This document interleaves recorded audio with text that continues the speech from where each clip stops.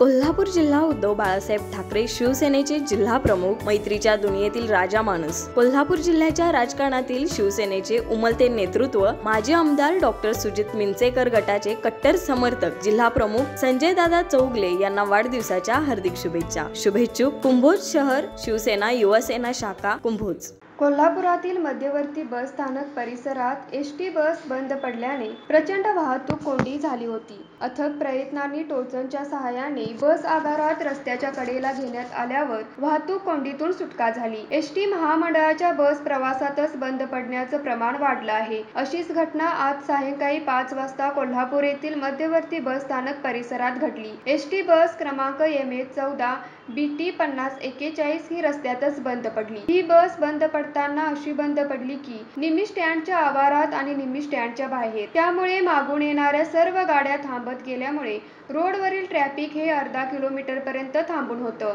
वाहनांच्या लांबच लांब रांगा लागल्याने वाहनधारकांना मनस्ताप सहन करावा लागला.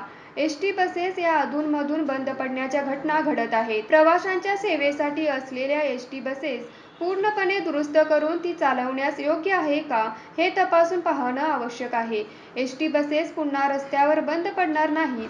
तसेच कोल्हापुरातील सेंट्रल बस स्टँड आणि त्यात कोल्हापूरच्या विभागीय नियंत्रक यांचे ऑफिस शेजारी असून ही परिस्थिती आणि त्यात मेकॅनिक विभागाची कामातील दिरंगाई, मग बाकीच्या आगाराची काय परिस्थिती असेल याचा विचार करायलाच नको.